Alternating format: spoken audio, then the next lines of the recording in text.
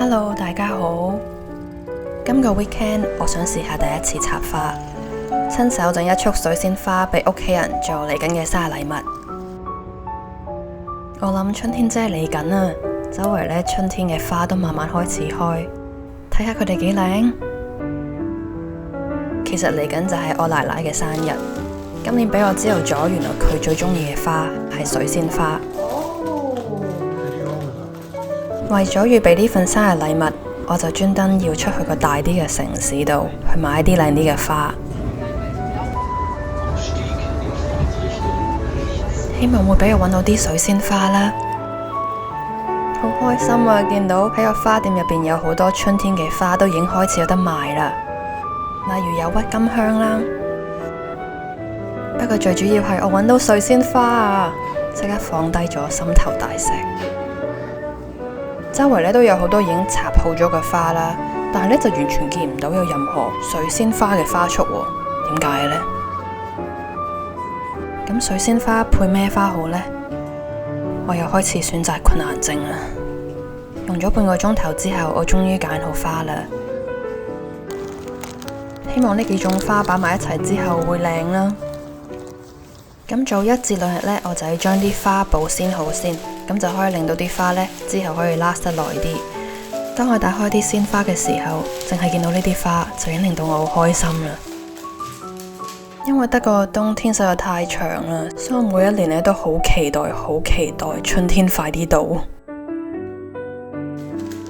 喺德國買到嘅水仙花呢，同喺香港買到嘅唔同嘅，呢度嘅水仙花呢係比較大朵啲嘅。而且當佢開咗之後呢，全朵都係黃色嘅。其實我從來冇喺德國買過水仙花，我希望佢聽日會開啦。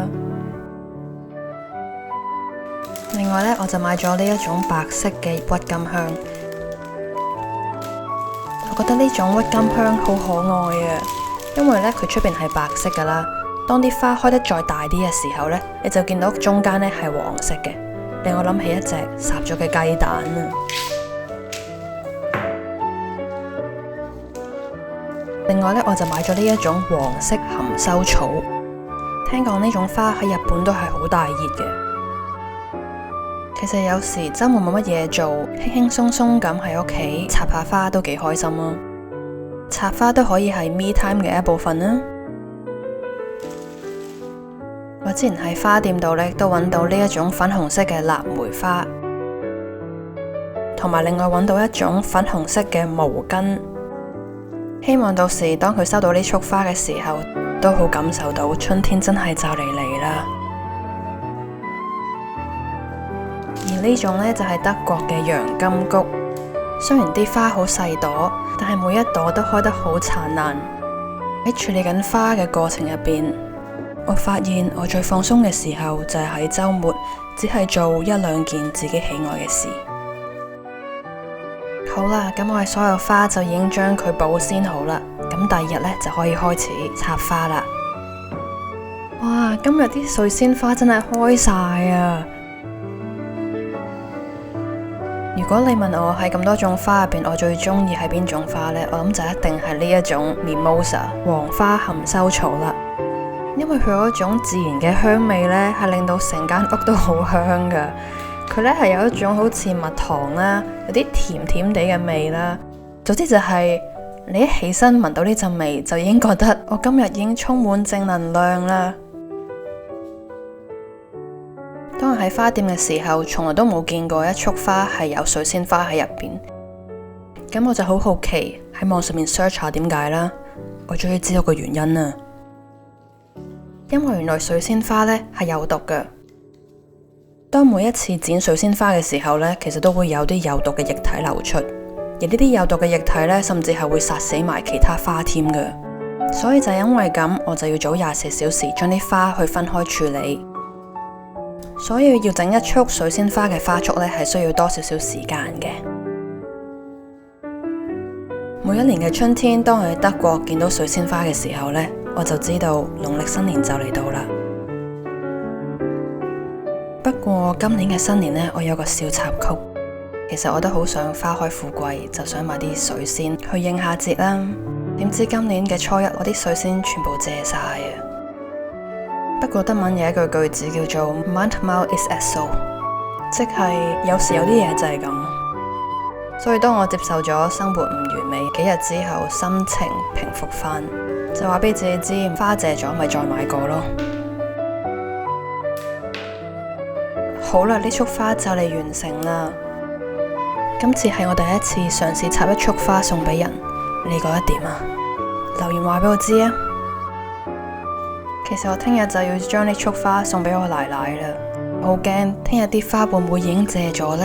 會唔會已經冇今日咁靚呢？唔知佢聽日會唔會中意我啲花呢？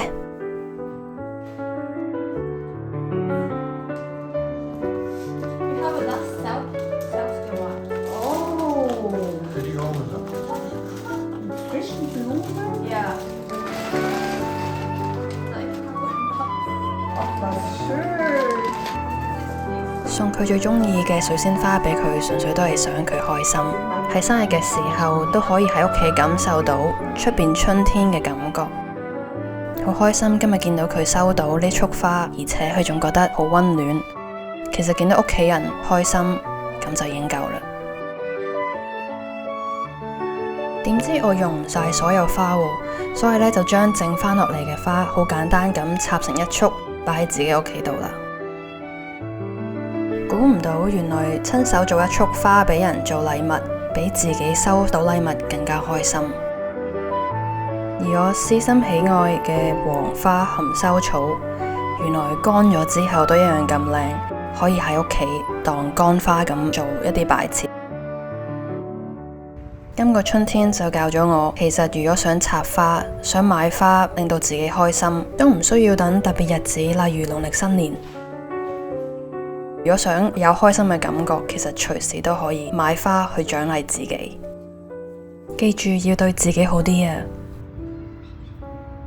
如果你都中意睇我喺德國簡單嘅生活，記得 like、subscribe 同埋 comment 啊！